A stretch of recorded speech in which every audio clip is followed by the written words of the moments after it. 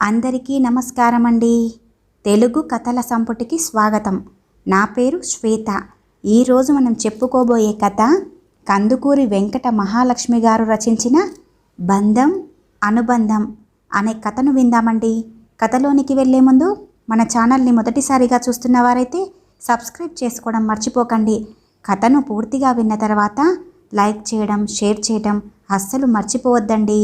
ఇంకెందుకండి ఆలస్యం, కథలోనికి వెళ్ళిపోదాం. డాక్టర్ గారు, నా పార్వతి నన్ను ఇలా వదిలేసి వెళ్ళిపోదండి. నా పార్వతి పోయిందంటే నేను నమ్మనండి. ఒక్క ఇంజెక్షన్ ఏదైనా ఉంటే ఇచ్చి చూడండి డాక్టర్ గారు అంటూ అతని చేతులు పట్టుకొని బతిమాలుతున్న శంకరయ్య వైపు జాలిగా చూశాడు డాక్టర్ రాజా. ఈ వయస్సులో ఏ రోగమూ లేకుండా సునాయాసంగా పోయిన ఆ మహా ఇల్లాలి శరీరాన్ని ఎందుకండి సూదులు గుచ్చి హింసించటం? అదృష్టవంతురాలు ఆ తల్లి. అటువంటి చావు అందరికీ రాదు అంటూ అక్కడి నుంచి నిష్క్రమించాడు డాక్టర్ రాజా. గంటలో ఆ వార్త ఊరంతా పాకిపోయింది. ఊళ్ళో జనమంతా వచ్చారు. దూరాన ఉన్న కోడలికి టెలిగ్రామ్ ఇచ్చారు. అందిన వెంటనే విమానంలో బయలుదేరి వచ్చింది నీరజ 5 ఏళ్ల అశోక్తో.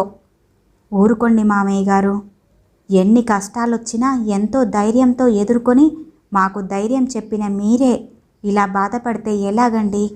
మీ ఆసరా చూసుకునే నేను బతుకుతున్నాను, ధైర్యం తెచ్చుకోండి అని మామగారికి ధైర్యం చెప్తూ దుఃఖం ఆపుకోలేక పక్కకి తిరిగి తను బాధపడసాగింది నీరజ. పార్వతమ్మ శరీరం వీధి అరుగు మీద శ్మశానానికి తీసుకువెళ్ళటానికి సిద్ధంగా ఉంది. పండు ముత్తైదువు కనుక పార్వతమ్మ ముఖం పసుపుతో పండిపోయి పచ్చగా ఉంది.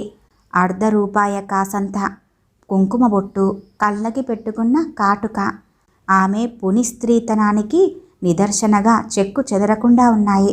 జరగవలసిన తతంగమంతా జరుపుతున్నారు బంధుమిత్రులు.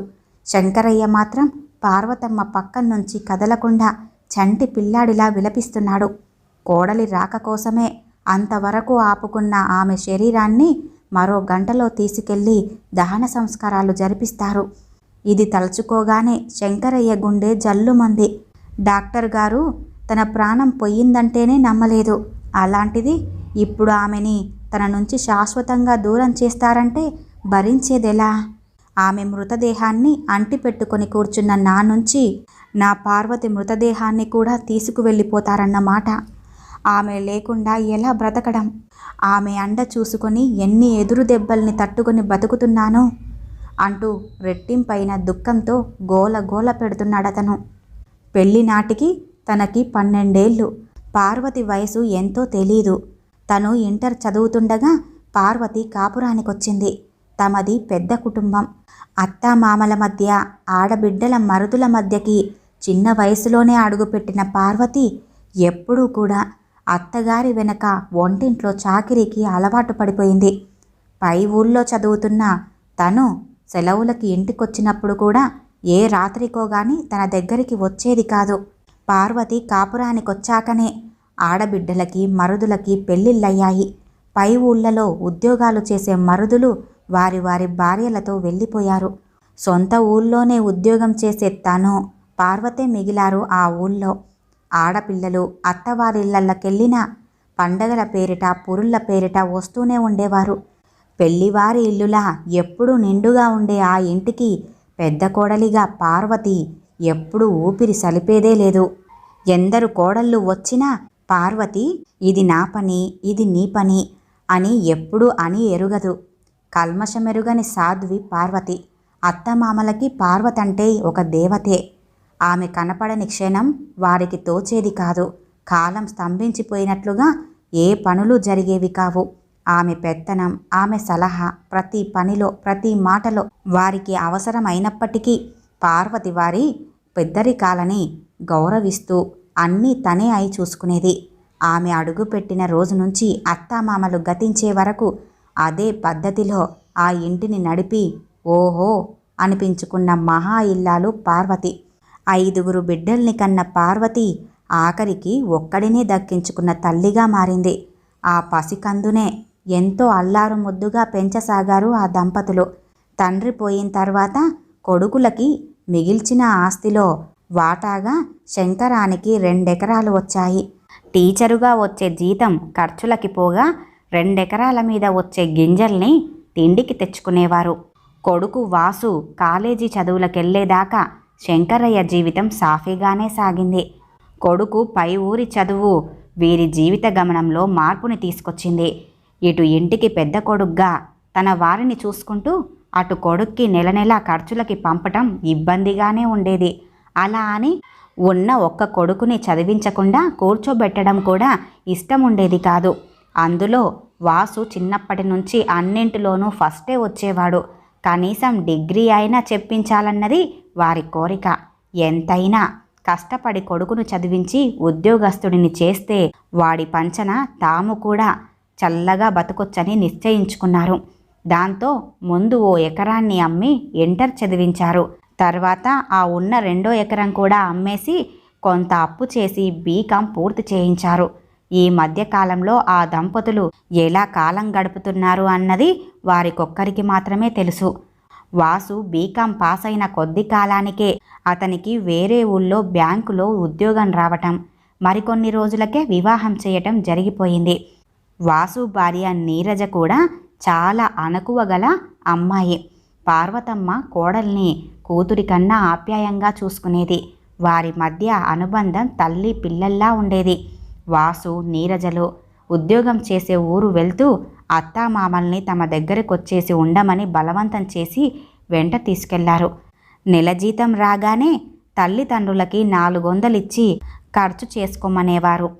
తమకొచ్చే పెన్షన్, కొడుకు ఇచ్చే డబ్బులతో ఉన్న అప్పులన్నీ తీర్చుకుంటూ వారి జీవితాలని కొడుకు కోడలు మధ్యలో నిశ్చింతగా గడపసాగారు. అప్పులన్నీ తీరిపోయాయి. ఇంతలో వాసుకి ఆఫీసర్గా ప్రమోషన్ కూడా వచ్చింది. మనవడు కూడా పుట్టడంతో ఆ దంపతులు నానమ్మ తాతయ్యలు అయ్యారు. ఇక నిశ్చింతగా తాము దేవుడి పిలుపు కోసం ఎదురు చూడొచ్చు అని, తమ కష్టం యొక్క ఫలితం దక్కింది అని ఆనందించేవారు. మనవడితో పాటు తాము చిన్న పిల్లలై ఆడుకోవటమే వారి దినచర్యగా మారింది. వారి ఆనందాన్ని చూసి ఓర్వలేని కాలం పాల బిందెలో ఉప్పు రాయి వేసినట్లుగా ఆ కుటుంబంలో నుంచి వాసుని శాశ్వతంగా లాక్కెళ్ళిపోయింది. మానవుడు అనుకున్నవన్నీ అనుకున్నట్లుగా జరిగిన నాడు మరణాన్ని కూడా జయించగలడేమో.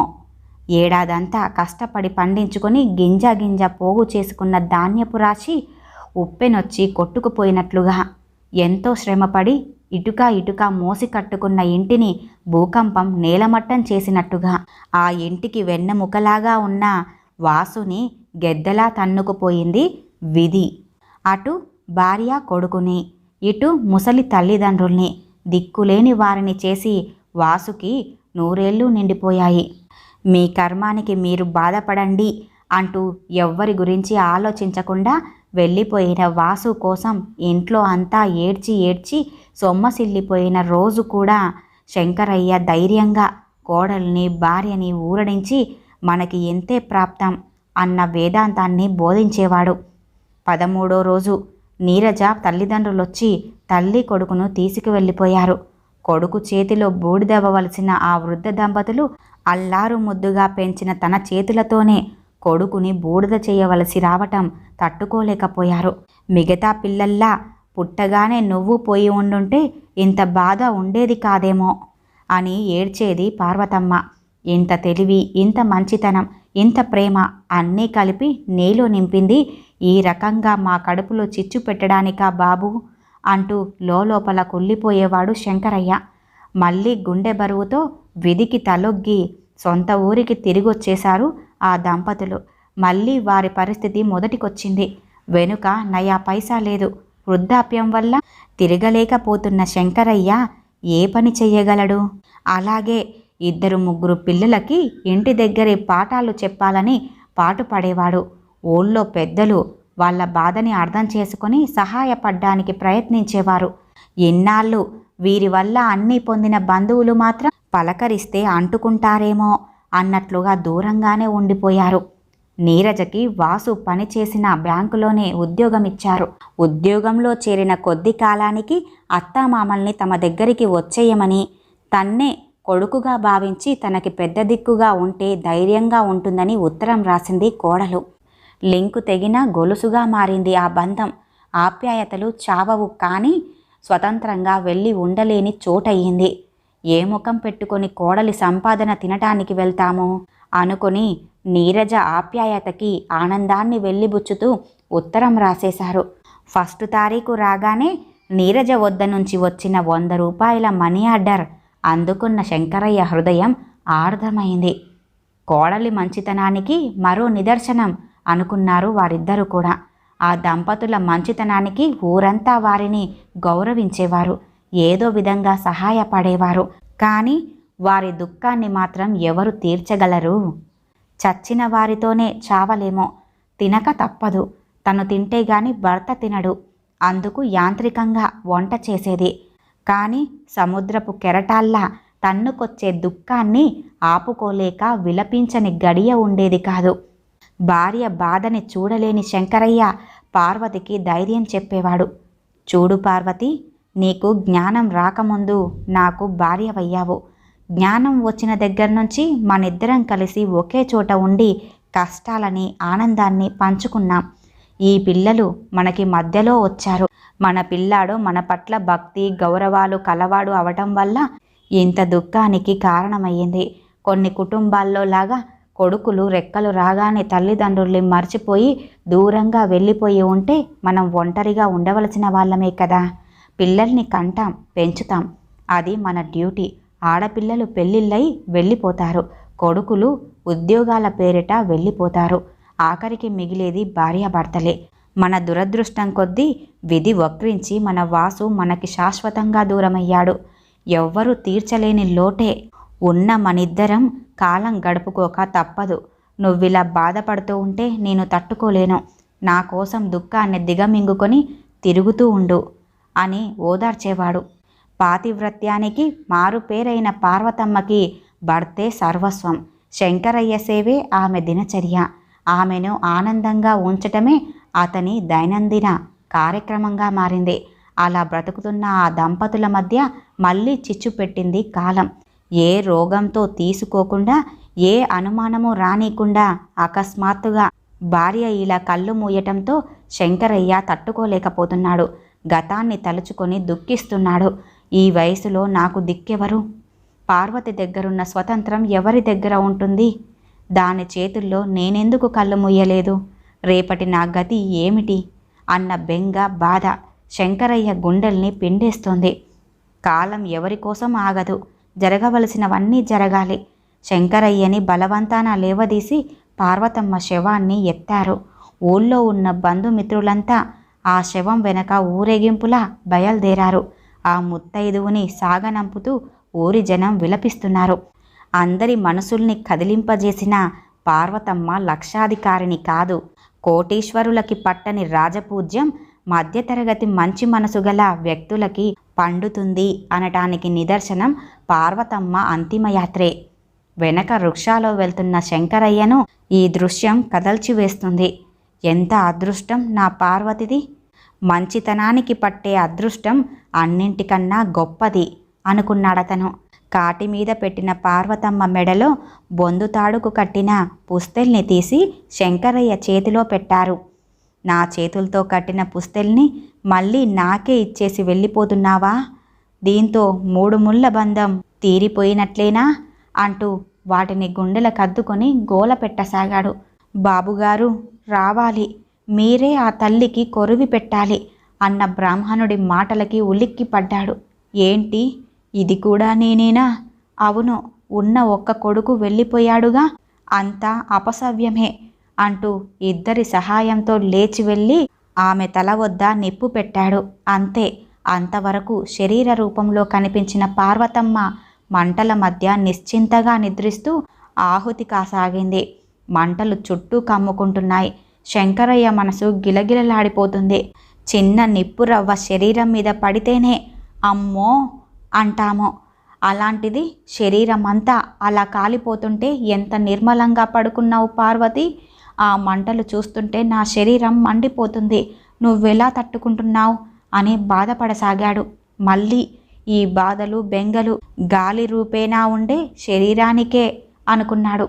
ఇక పదండి శంకరయ్య గారు, కపాల మోక్షం అయ్యింది, ఇక లేవండి అన్నారు అంతా. ఆఖరిసారిగా పార్వతి చితికి నమస్కరించి, వస్తాను, బతికుండగా ఎన్నడూ నమస్కరించలేదు, నాకంటే చిన్నది కదా, ఆఖరిసారిగా ప్రదక్షిణం చేసి వస్తాను అంటూ లేచాడతను. వద్దండి, మీరు నడవలేరు అన్నారు ఎవరో. లేదు, నడవగలను అంటూ గబగబా వెళ్ళి చితి చుట్టూ 2 ప్రదక్షిణలు చేశాడో లేదో, మూడోసారి తిరుగుతూ కుప్పలా కూలిపోయాడు. అయ్యో శంకరయ్య, శంకరయ్య అన్నారు అంతా కూడా. కానీ అప్పటికే శంకరయ్య ప్రాణం పార్వతమ్మ ప్రాణంతో కలిసిపోయింది. అనుకోని ఈ హఠాత్ సంఘటనకి అందరూ కూడా అచేతనులయ్యారు.